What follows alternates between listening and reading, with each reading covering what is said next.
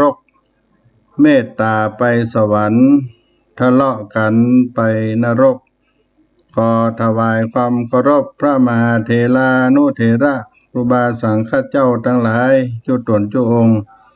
เจริญสุขเจริญธรรมสาธุชนพุทธบริษัททั้งหลายที่ได้สดับรับฟังธรรมะ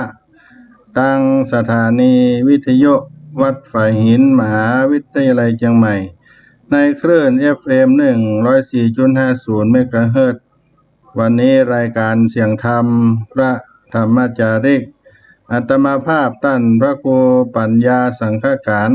ผู้ช่วยเจ้าอาวาสวัดสลีโสดาพระอารามหลวงได้มาประพบกับท่านสาธุชนทั้งหลาย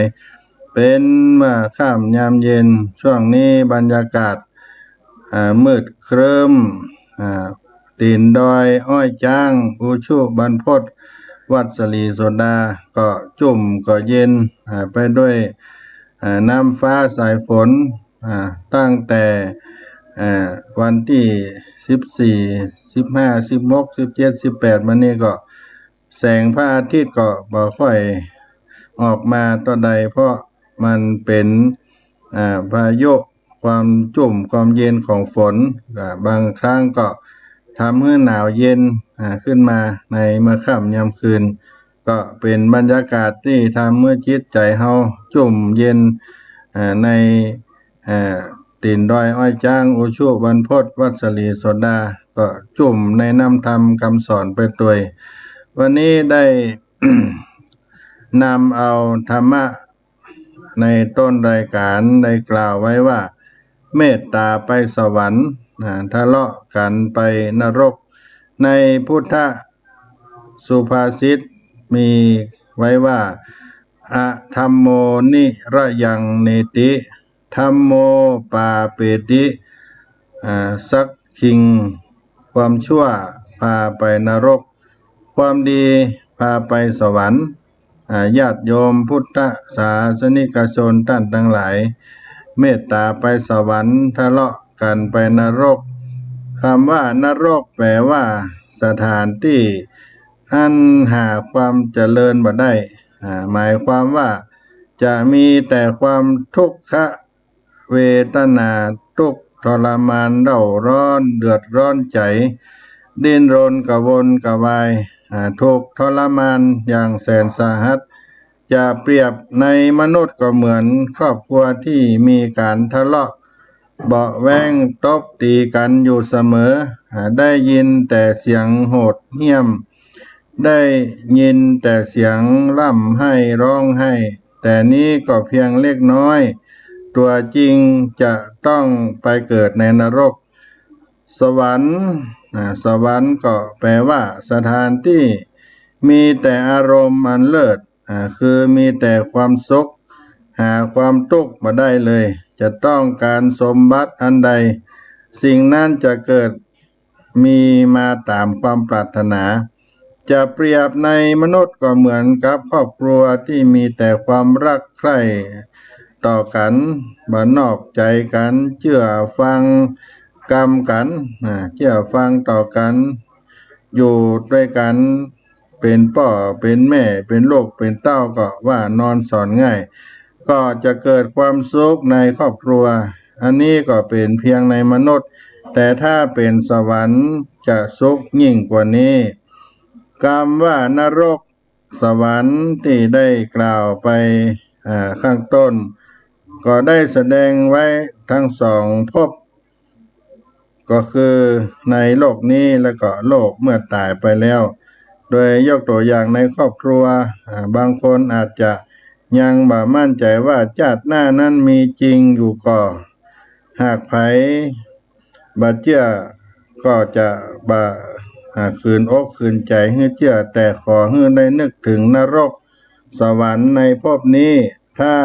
ถามว่ามีจริงก็นรกสวรรค์ก็ต้องตอบว่ามีจริงจากพุทธภาษิตที่ได้กล่าวไว้ข้างต้นในสุภาษิตนั้นว่าอะธัมโมนิระยังเนติธัมโมปาเปติสักขิงค ความชั่วพาไปนรกความดีนั้นพาไปสวรรค์ที่ได้กล่าวไว้ข้างต้นบ้านไหนที่บุคคลในบ้านมีแต่จะทะเลาะเบาะแว้งกันอยู่เสมอทะเลาะต่อว่ากันอยู่เสมอพ้องวัตถุกันพ้องเป็นศัตรูกันพ้องบ้านนั้นหรือครอบครัวนั้นจะเรียกว่าขุมนรกขุมนรกจริงๆนั้นก็จะเต็มไปด้วยไฟนรกคือมีแต่ความร้อนมีแต่เสียงร่ำร้องไห้มีหน้าตาแสดงออกถึงความบัดสบายจึงจงได้นึกดูว่าใจของเฮาใจของพวกเขาจะมีความทุกข์เดือดร้อนขนาดไหนและในบ้านหลังเดียวกันนั้นหากบุคคลในบ้านหันกลับมาทำความดีมีความรักใคร่มีความอบอุ่นให้กันและกันต่างคนต่างปฏิบัติหน้าที่ของตนมีความเคารพเชื่อฟังกันมีความซื่อสัตย์ต่อกันเป็นครอบครัวที่ปลอดอบายมุขบ้านเฮือนหลังนั้นหรือครอบครัวเฮือนที่อยู่นั้นก็จะกลับเรียกใหม่ว่าวิมานสวรรค์วิมานก็หมายถึงเปลี่ยนไปเป็นเมืองแห่งสวรรค์เพราะฉะนั้นบุคคลควรมาร่วมสร้างวิมานในบ้านของเฮาหลีกเลี่ยงกันทะเลาะวิวาททะเลาะบ่อแว้งต่อว่าตาควันกันเล่าหน้าจาควันกันว่าในกรรมที่บดีบงามให้รีบทำสิ่งที่ให้เข้าใจกันซึ่งกันและกันอย่าได้มีทิฏฐิมานะต่อกันเชื่อฟังและก็ซื่อสัตย์ต่อกันเป็นสิ่งที่ดีและก็มีข้อคิดไว้ว่าดีสร้างสรรค์จะมีสวรรค์เบื้องหน้าชั่วร้อนใจจะมีอบายรอท่าเมตตาพาไปสวรรค์ถ้าเลาะกันไปนรกมีเมตตาไว้อย่าได้ทำใจให้สกปรกในพุทธสุภาษิตที่ว่าอะธัมโมนิระยังนิติธัมโมปาเปติสักขิงความชั่วพาไปนรกความดีนั้นจะพาเฮาไปแดนวิมานสวรรค์มาปั่นมาฝากในเบื้องต้นรายการกับมหามูลศรัทธาสาธุชนพ่อแม่ศรัทธาท่านทั้งหลาย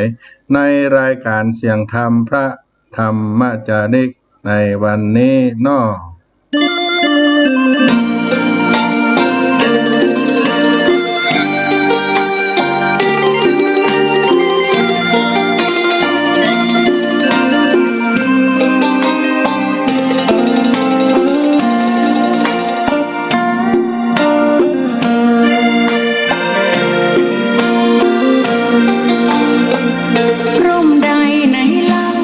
จะเย็นเฝ้า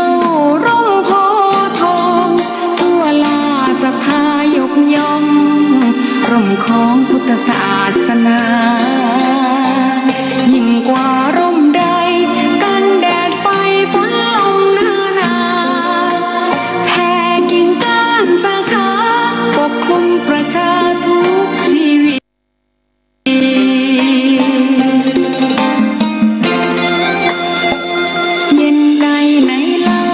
จะเทียมเท่าเย็นใจ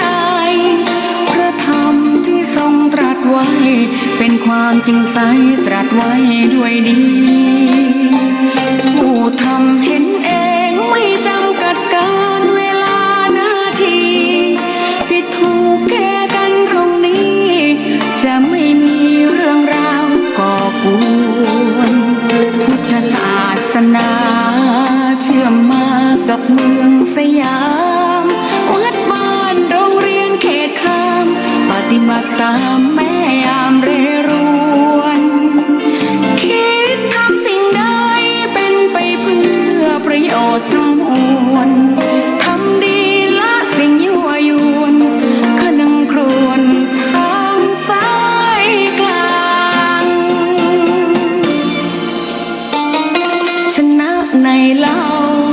จะเทียมเท่าชนะตนยิ่งใหญ่ในทุกแห่งหนยิ่งกว่าชนะคนในสงคราม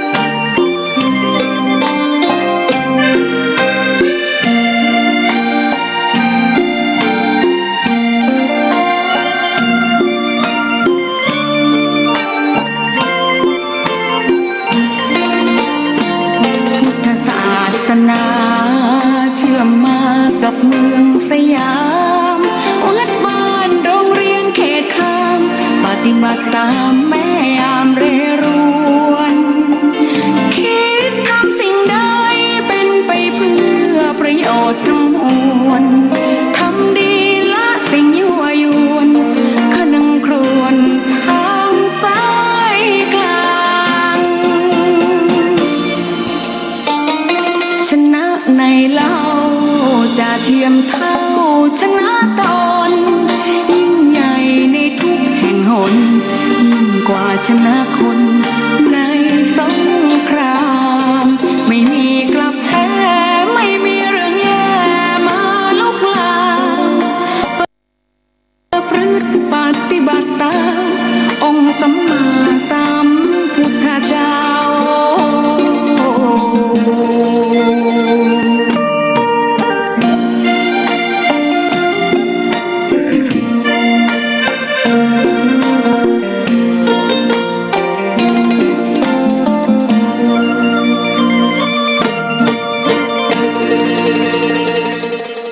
ท่านมหามุลศรัทธาสาธุชนทุกท่านวันนี้อาตมาภาพจะได้นำเอาหลักพุทธธรรมธรรมดังศาสนาเรื่องของแก้วอันประเสริฐรัตนะถลายแก้วเจ้าสามพระการมาต่อจากช่วงบ่ายในรัตนคุณแห่งพระแก้วเจ้าทั้งสามพระการพระพุทธศาสนาของเฮานั้นมีแก้วอันประเสริฐอยู่สามดวงก็คือพุทธรัตนะธรรมรัตนะสังฆรัตนะมาเตรียมมาเติมแท่งตะเจ้าช่วงบ่ายได้ปาพบกันไปก็จะมาสวดที่ใหญ่ต่อกันไปเพื่อเป็นประโยชน์ในการรับฟังของศรัทธาบ่นักก็น้อยเนาะพระพุทธศาสนาของเฮานั้นมีแก้วสามดวงสามประการอันประเสริฐก็คือพระรัตนตรัยพระพุทธศาสนาของเฮามีองค์ประกอบที่เรียกว่ารัตนตรัยหรือพระถลายรัตนะแก้วเจ้าสามประการเป็นแก้วอันประเสริฐสามดวงได้แก่พระพุทธพระธรรมพระสงฆ์พระพุทธก็หมายถึงองค์สมเด็จพระสัมมาสัมพุทธเจ้าซึ่งเป็นผู้ทรงซึ่งเป็นพระพุทธเจ้าผู้ซึ่งทรงเป็นพระบรมศาสดาของพระพุทธศาสนาเป็นศาสดาที่หมายความว่าเป็นผู้ทรงค้นพบสัจธรรมโดยการตรัสรู้เองและก็สอนให้ผู้อื่นรู้ตามพระธรรมมารู้ถึงสอนให้ผู้อื่นรู้ได้รู้ในหลักธรรมคำสอนขององค์สมเด็จพระสัมมาสัมพุทธเจ้าพระองค์ได้ค้นพบสัจธรรมตรัสรู้เองและก็สอนให้ผู้อื่นได้รู้ตามพระธรรมอันที่สองเป็นแก้วดวงที่สองก็หมายถึงคำสอนของพระพุทธเจ้าที่เป็นคำอธิบายเกี่ยวกับความจริงของชีวิตมนุษย์เป็นคำสั่งสอนให้มนุษย์ประพฤติดีต่อกัน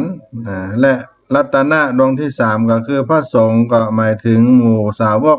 ที่ปฏิบัติตามคำสอนของพระพุทธเจ้าและเผยแผ่คำสอนให้กับคนทั่วไป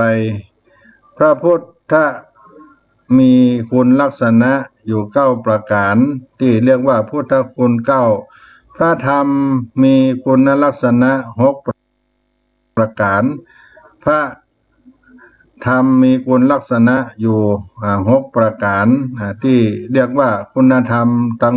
6ดังนี้คุณธรรมนั้นก็หมายถึงคุณของพระธรรมที่เฮาได้สวดกันสวดใหญ่ๆไว้คุณพระธรรมว่าสวากขาโตภะคะวะตาธัมโมพระธรรมเป็นคำสอนของอันพระผู้มีพระภาคเจ้าตรัสไว้ดีแล้วเป็นความจริงแต่เป็นหลักของชีวิตอันประเสริฐสันติทิโกพระธรรมนี้เป็นพระธรรมนี้ผู้ปฏิบัติจะหันได้ตนเองบ่ต้องเชื่อคำผู้อื่นผู้ที่บ่ได้ปฏิบัตินั้นแม้จะมีไผมาบอกอธิบายให้ฟังก็บ่อาจหันได้อันที่สามอากาลิโกบ่เนื่องด้วยการเวลาบ่ขึ้นอยู่กับการปฏิบัติได้พร้อมบริบูรณ์เมื่อใดก็หันผลเมื่อนั้นเป็นจริงตลอดเวลาบ่มีการเปลี่ยนแปลงนำธรรมคำสอนขององค์สมเด็จพระสัมมาสัมพุทธเจ้า บ่มีการเปลี่ยนแปลงคนใดได้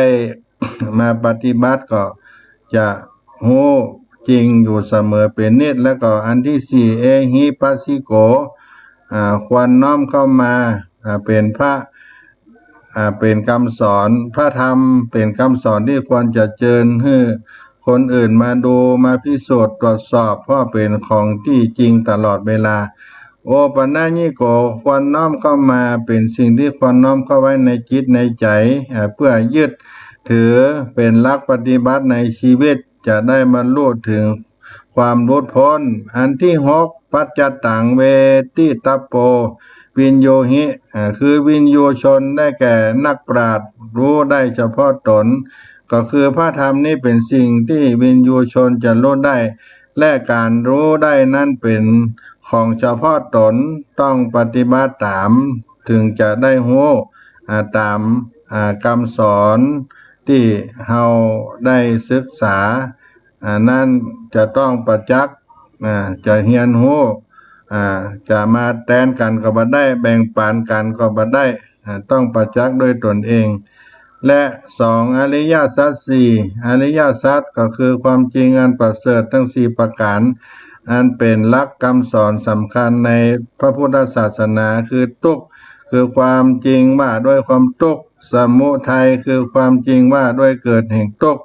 นิโรธคือความจริงว่าด้วยความดับทุกข์แล้วก็มรรคคือความจริงว่าด้วยทางแห่งความดับทุกข์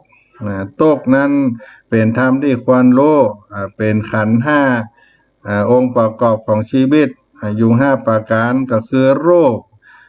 รูปะขันโธรูปส่วนที่เป็นร่างกายรวมไปถึงพฤติกรรมทั้งหมดของร่างกายด้วยสองเวทนาคือในที่นี้หมายถึงความสงสารที่ใจกันทั่วไปอันที่สามก็คือสัญญาในที่นี้บ่ได้แปลความมั่นสัญญาดังในภาษาสามัญแต่หมายถึงการกำหนดหมายกำหนดหมายรู้สัญญาในตัวนี้กำหนดหมายได้รู้เป็นในกำหนดหมายรู้สิ่งใดสิ่งหนึ่งในข้อที่สามอันที่สี่สังขารแปลว่าสิ่งปรุงแต่งจิตให้เข้าใจง่ายแล้วก็อันที่ห้าวิญญาณการรับรู้ผ่านประสาทสัมผัสอายตนะก็คือจุดเชื่อมต่อระหว่างขันธ์ห้ากับสิ่งที่อยู่นอกตัวเฮาสมุทัยธรรมที่ควรละสมุทัยก็คือความจริงที่ว่าด้วยเหตุเกิดแห่งความทุกข์หลักธรรม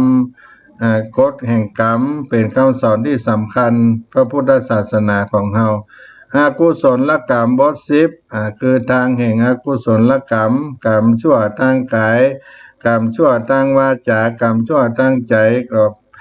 อบายมุข6ทางแห่งความเสื่อมการติดของสิ่งมึนเมา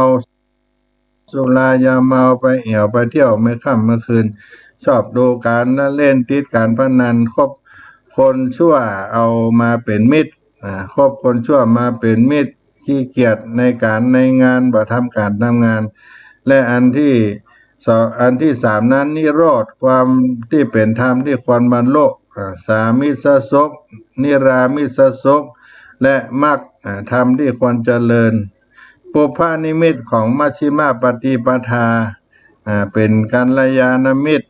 โยนิโสมนสิการคุณธรรมดารุณธรรม6หมายถึงเด็กผู้มีเยาว์คุณจิรัตถิติธรรม4เมื่อเครื่องอุปโภคบริโภคหายก็หรือว่าหมดไปต้องรู้จักหามาไว้ซ่อมแซมสิ่งที่เก่าและสำรวจเสียหายประมาณตนในการบริโภคตั้งผู้มีศีลธรรมเป็นพ่อบ้านไม่เฮือนและกุศลกรรมบท10นั้นมีกุศลแปลว่าสิ่งที่ดีที่ชอบความประพฤติดีทางกายทางวาจาทางใจและอันที่ห้าสติปัฏฐานก็หมายถึงสิ่งที่ตั้งของสติสัมมาสติหรือสติที่ชอบแล้วก็มีมังคละ38สิ่งที่ทำให้เกิดความดีงาม ประพฤติทำเว้นชั่วเว้นจากการดื่มสิ่งของมึนเมาคุณประโยชน์ของอริยสัจสี่นั้นก็มีบังเกิดขึ้นว่าอริยสัจสี่สอนให้เฮาบ่ประมาทอริยสัจสี่นั้นสอนให้เฮาแก้ปัญหาด้วยปัญญาเหตุผลอริยสัจสี่สอนให้เฮาแก้ปัญหาด้วยตนเราเองอริยสัจสี่นั้นช่วยให้เฮาเป็นสิ่งต่างความเป็นจริงในรัตนคุณแห่งพระรัตนตรัยที่เป็นหลักธรรมในทางพระพุทธศาสนานำเอามาสาธยายโอจากกับพี่น้องศรัทธาสาธุชนที่เฮาได้สวดกันไปเป็นอิติปิโสบทสวดพุทธคุณสวากขาโตในธรรมคุณและสุปฏิปันโนในสังฆคุณทั้งสามคุณนั้นเป็นรัตนคุณสรรเสริญคุณแห่งพระพุทธพระธรรมพระสงฆ์ก็มีอานุภาพในการสวดเช่นเดียวกันที่เขาได้สรรเสริญคุณแห่งพระทิถลายรัตนะแก้วเจ้าทั้งสามพระการก็มีที่มาในทะชักขสูตรทะชักขะนั้นซึ่งแปลว่าธงแปลว่ายอดธงทะชักขะทะชักขสูตรก็คือพระสูตรที่แสดงถึงยอดธงที่มีบทแห่งรัตนะไตร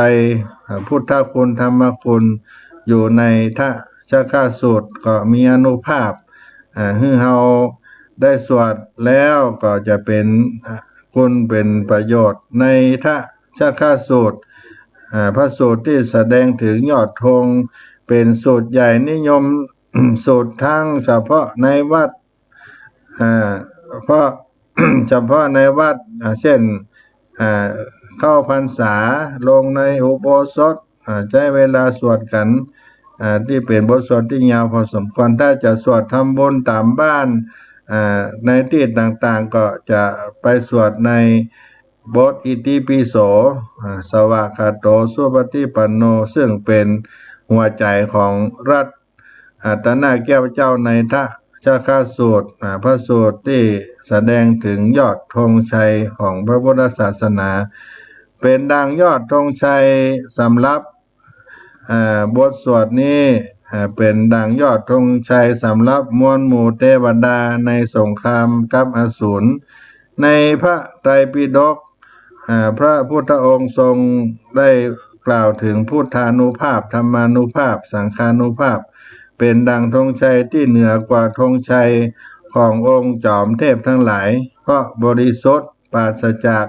โลภะโทสะโมหะจึงขจัดความหวาดกลัวความหยาดกลัว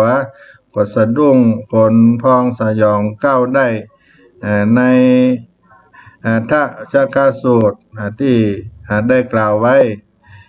ของพุทธานุภาพธรรมานุภาพในเรื่องราวที่มาของธงชัยของหมู่เทวดาในสงครามกับอสูรมีอยู่ว่าในครานั้นในสงครามเทวดากับอสูรได้ประชิดกันขึ้นในเทวโลกครั้งนั้นเหล่าเทวดาก็มีความสะดุ้งหวาดกลัวต่ออสูรมาน้อยถึงกับท้าวสักกะผู้เป็นจอมเทพเจ้าสามจันทร์ฟ้าได้ประชุมเทพยดาทั้งสิ้นแล้วจัดทำธงชัยประจำทั้งสี่ทิศเป็นธงชัยประจำทั้งสี่ทิศเป็นสัญญาณต่อต้านพวกอสูรโดยเทวบัญชาว่าดูก่อนท่านผู้นิรทุกข์ในขณะทำสงครามกับอสูรความกลัวความสะดุ้งขนพองสยองก้าวอันจะทำให้เสียกำลังรบอาจเกิดมีแก่บางท่านได้ดังนั้นคราวใดเกิดมีความกลัวขึ้นขอให้ทุกท่านจงมองดูชายธงของเฮาแล้วความกลัวความสะดุ้งคนพองสยองก้าวของท่านจะหายไปได้หรือถ้าบ่มองชายธงของเฮาก็จงมองดูชายธงของเท้าประชาบดีของเท้าวรุณหรือเท้าวรุณหรือเท้าอีสานะผู้เป็นเจ้าของธงชัยนั้นยังมี ราคะยังมีโทสะยังมีโมหะยังมีกิเลสจึงยังกลัวยังหวาดกลัวยังสะดุ้งยังหนีอยู่ก็เมื่อจอมเทพจอมทัพยังกลัวยังสะดุ้งยังหนีอยู่แล้วอย่างใดชายธงของเท้าเธอจึงจะบำบัดความกลัวความสะดุ้งความหวาดกลัวที่ทำให้เสียขวัญถึงแก่หนีบ่คิดสู้เขาเสมอไปได้เล่าภิกษุทั้งหลายส่วนพระรัตนตรัยที่ท่านทั้งหลายควรคารวะนับถือปฏิบัติอยู่นั่นทรงคุณพระรัตนตรัยนั้นทรงคุณ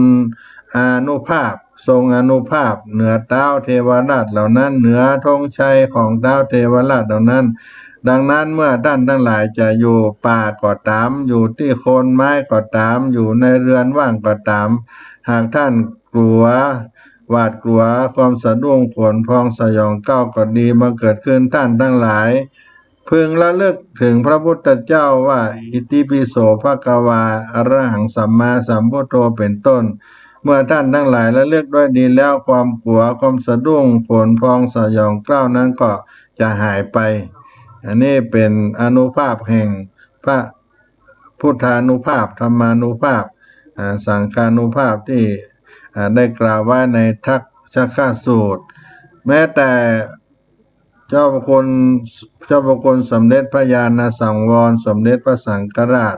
องค์ที่19ท่านยังอธิบายเพิ่มเติมไว้ว่า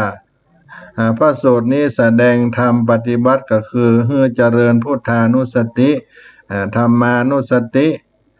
สังฆานุสติในเมื่อภิกษุทั้งหลายหรือผู้ปฏิบัติธรรมทั้งหลายเข้าไปอยู่ในป่าก็จะทำให้ความกลัวต่างๆนั้นหายไปได้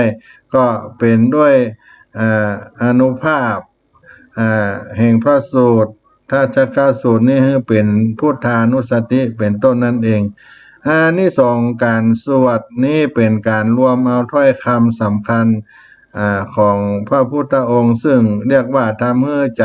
สงบเมื่อมีใจสงบก็ย่อมมีสติมีปัญหาอันใดก็ย่อมแก้ไขได้บ่ยาก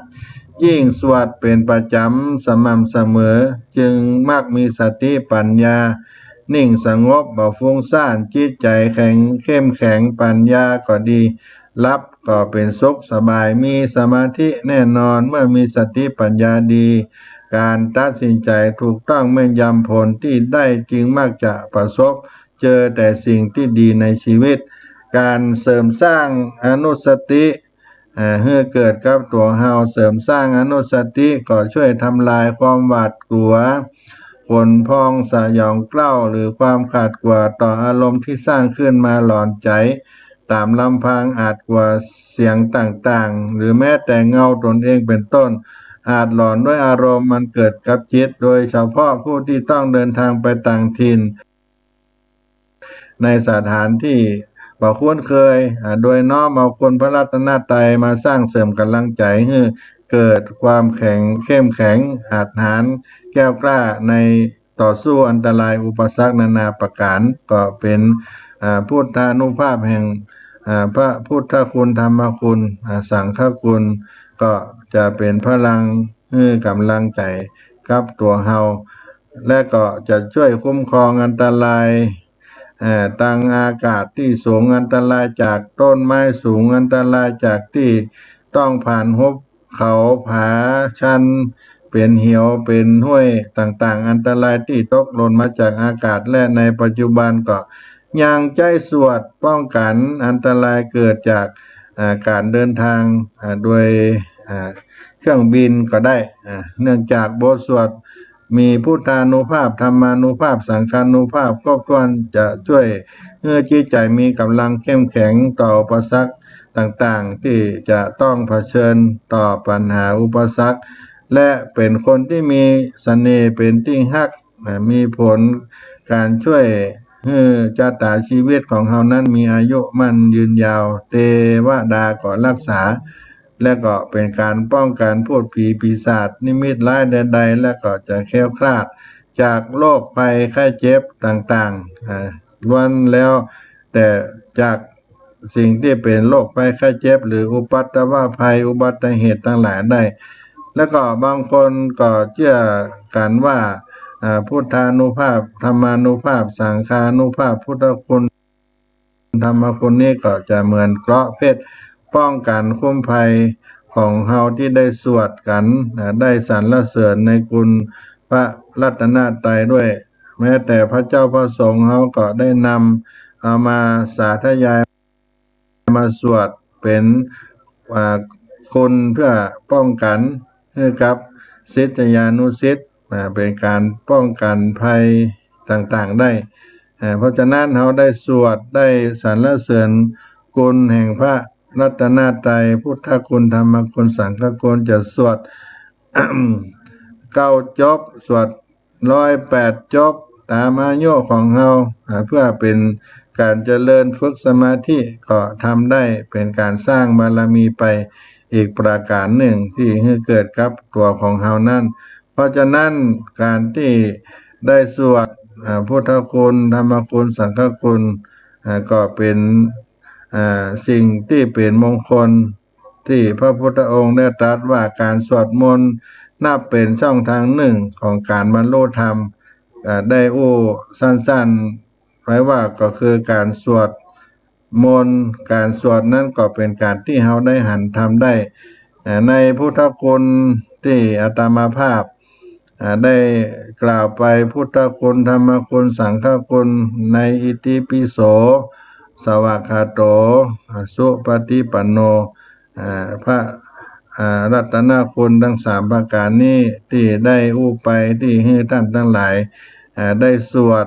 ได้สาธยายในบทของพุทธคุณธรรมคุณสังฆคุณคือคุณแห่งพระรัตนตรัยอิติปิโสภะคะวาอะระหังสัมมาสัมพุทโธวิจาจารณะสัมปันโนสุขโตโลกาวิตูอนุตตโรปุริสะธัมมสารถิสัทธาเทวมนุสสนังพุทโธภะคะวะติสวากขาโตภะคะวตาธัมโมสันติติโกอากาลิโกเยหิปัสสิโกโอปนัญญิโก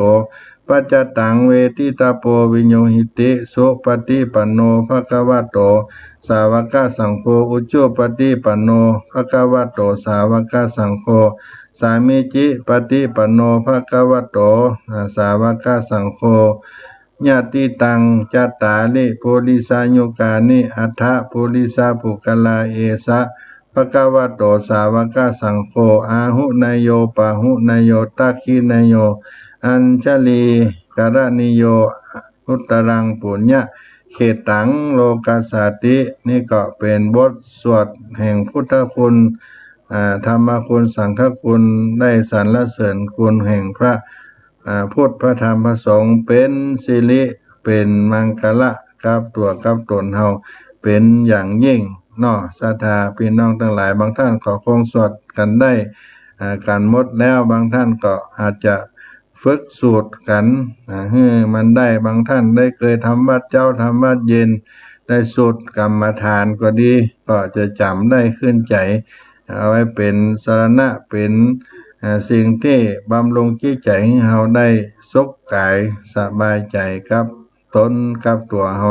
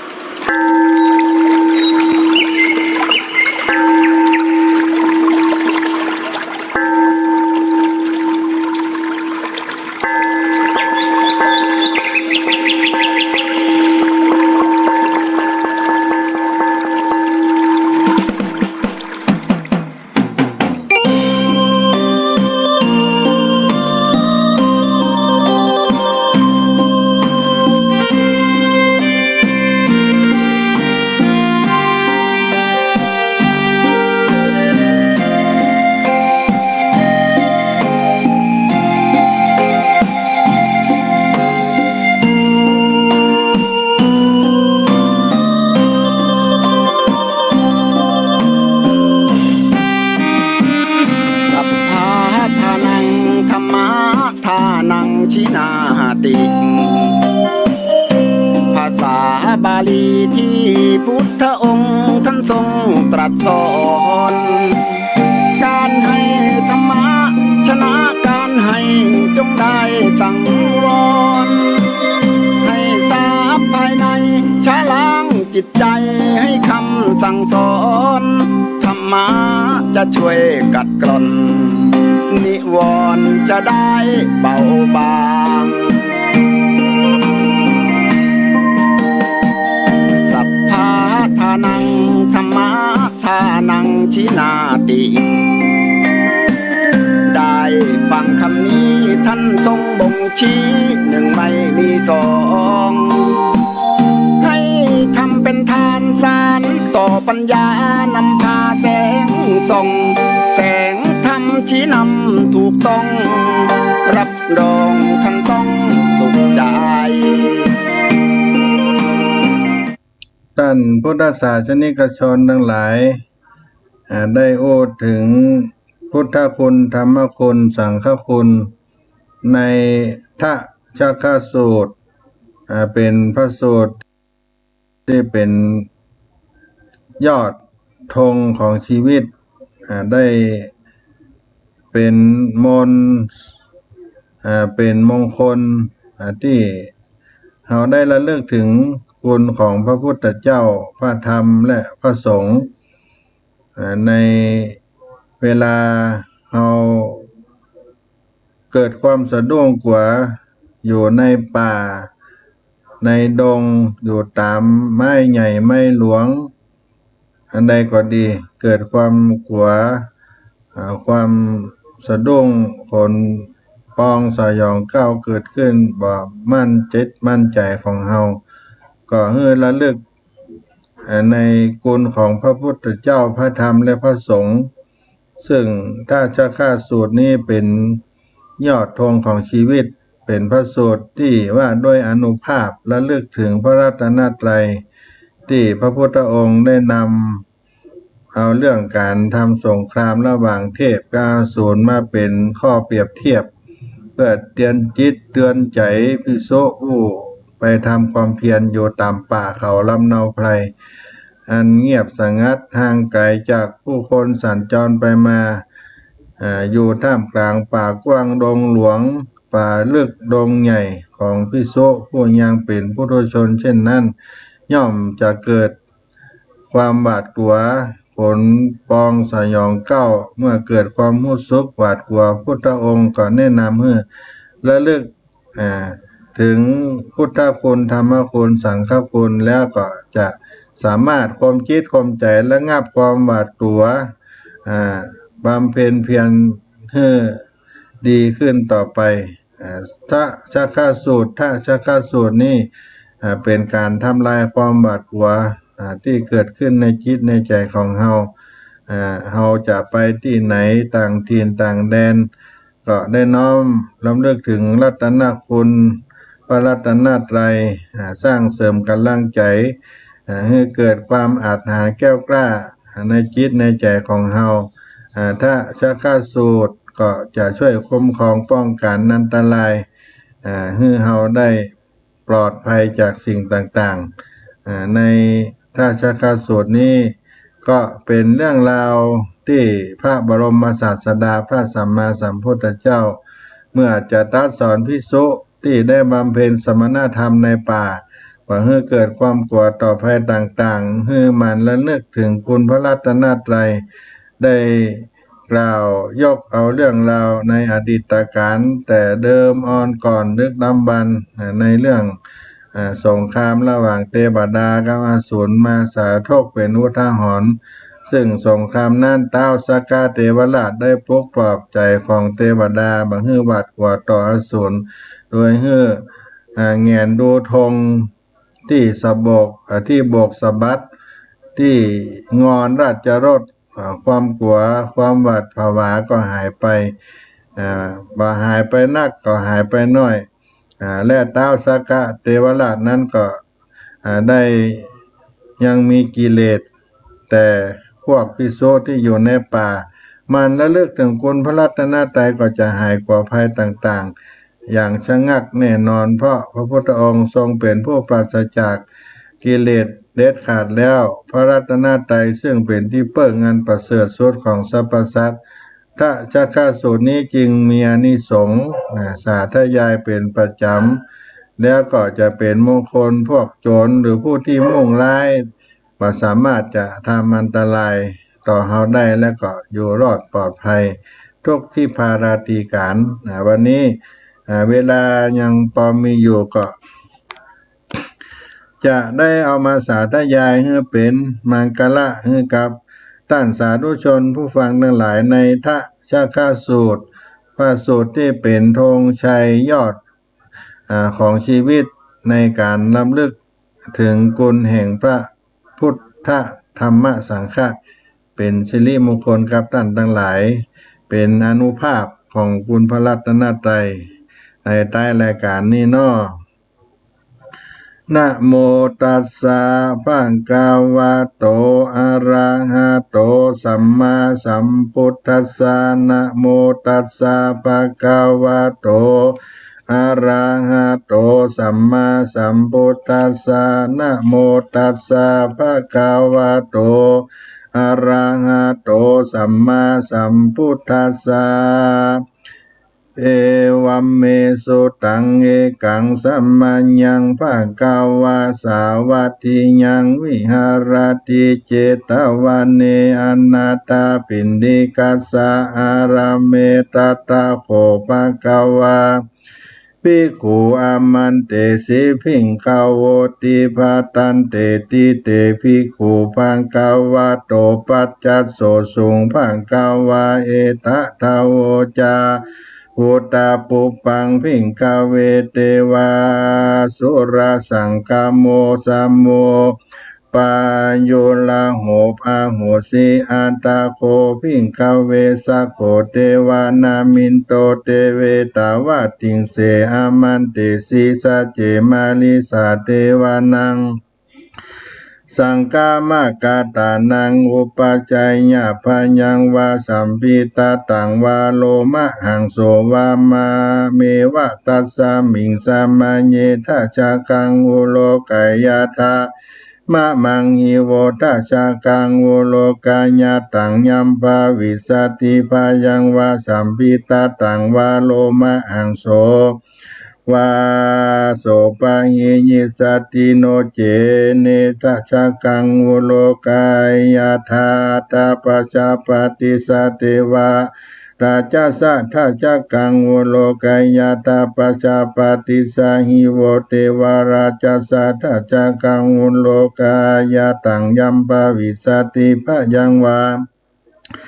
สัมพิตาตังวาโลมาหังโสวาโสนาปะหิยิสติโนเจปัชาปติสเตวราชสะทะชะกังอุโร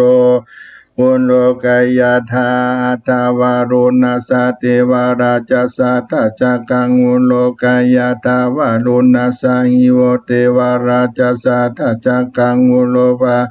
อุนโลกายญาตังยัมภาวิสติพะยังวาสัมพิตาตังวาโลมะหังโสวาโสปะหิยิสติโนเจวารุณสะเทวราชสะทะชะกังอุโลกายาตานาทาอิสานาสะเทวราชสะทะชะกังอุโลกายาตาอิสานาสะหิโวเทวราชสะทะชะกังอุโลกายาตังยัมภาวิสติพะยังวาสัมพิตาตังวาโลมาหังโสวาโสปะหิยิสติติตังโคปันนาภิงคาเวสังคาสาวาเทวานามินตัสสะทะชะกังอุโลกายาตังปัจจปติสาวาเทวาราชสะทะชะกังอุโลกายาตังวารุณสาวาเทวราชสะทะชะกังอุโลกายาตังอิสานาสาวาเทวราชสะทะชะกังอุโลกายาตังยัมภาวิสติปัญญังวาสัมพิตาตังวาโลมะอังโสวาโสปังหิเยทาปิโนปิยาปังหิเยทาตังกิสะกิตุสะโกหิติภิกขเวเทวะนะมินโตอวิตาระโคอวิตาโตโสอวิตาโมโห พิโรสัมพีอุตตาราสีปาราญิติอาหันจะโขภิกาเววังบัตตามิสะเจตุมหากังภิกาเวอลัญญากาตานังวาลุกะมูลากาตานังวาสุญญาการะกาตานังวาอุปัชฌายะปัญญังวาสัมปิตตังวาโลมะหังโสวามะเมวะตัสสะมิงสะมะเยอนุสารญาตาอิติปิโสภะคะวะอะระหังสัมมาสัมพุทโธวิจาจารณะสัมปันโนสุขโตโลกาวิโตอนุตตโรปุริสธัมมาสารติสัทธาเทวามนุสสานังพุทโธภะคะวะติมะมังอิโวภิกขเวอนุสารตังยัมปิยัมภาวิสติภะยังวาสัมปิตตังวาโลมะหังโสวาโสปะหิยิสติโนเจมังอนุสารญาตาทะธัมมังอนุสารญาตาสวากาโตภะคะวะตาธัมโมสันติติโกอากาลิโกเอหิปัสสิโกโอปันนาญิโกปัจจตังเวทิตาโพวิญโยหิติธัมมังหิโวภิกขเวอนุสารตังยัมภาวิสติพะยังวาสัมปิตตังวา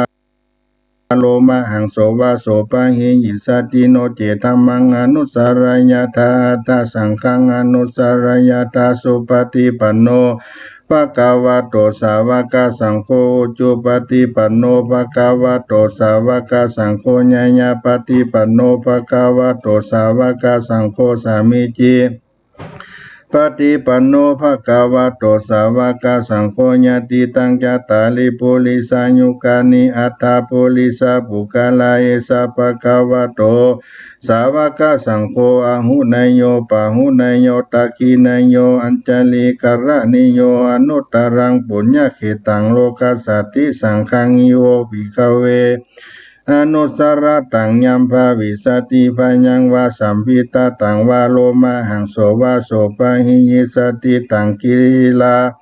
ตังกิสาหิโตตถาคโตหิภิกขเวอระหังสัมมาสัมพุทโธวิตาระโควิตาโตโสวิตาโมโหอภิโรปุอาภิโรยาอาชัมพีอนุตตรัสสีอปาราญิติอิตามะโวจาภะคะวะอิตังตาอิตังวัตตวานาสุขโตอัฏฐาปลังเอตถะโวจะสัทธาอารัญญัยอารัญเยโลกะมุเลวะสุญญากะเลวะภิกขโวอนุสารยตาสัมพุทธังพยังตุมหากาโนสิขาโนเจพุทธังสารญาตาโลกาเสตังนาราสาพังอาทาธัมมังสารญาทานิยานิกังสุเตสิตังโนเจธัมมังสารญาทานิยานิกังสุเตสิตังอาทาสังฆังสารญาทาปุญญเขตังอนุตตรังเอวัมพุทธังสารันตานังธัมมังสังฆัญจาภิกขโวพะยังวาสัมพิตตังวาโลมะหังโสนาเหสะดิติทาชะฆะปริตังนิทิตังวันนี้ก็ได้นำเอาท่าชะฆะสูตรอันเป็นพระสูตรเป็นมังกละเป็นมงคลแห่งชีวิตเพื่อความปลอดภัยในการสะดุ้งกลัวตั้งหลายให้เกิดขึ้นกับบรรดาพ่อแม่ศรัทธาตั้งหลายให้ได้มีสติสมาธิธรรมในรัตนคุณแห่งพระพุทธเจ้าในรายการเสียงธรรมพระธรรมจาริกวันนี้ก็ขออนุภาพพุทธานุภาพธรรมานุภาพสังฆานุภาพแห่งคุณพระพุทธเจ้าพระธรรมเจ้าจงได้ปกปักรักษาให้ทุกท่านอยู่เย็นเป็นสุขกันทั่วหน้าจัตตาโลธรรมาวัฏันติอายุวันโนสุขังปะลัง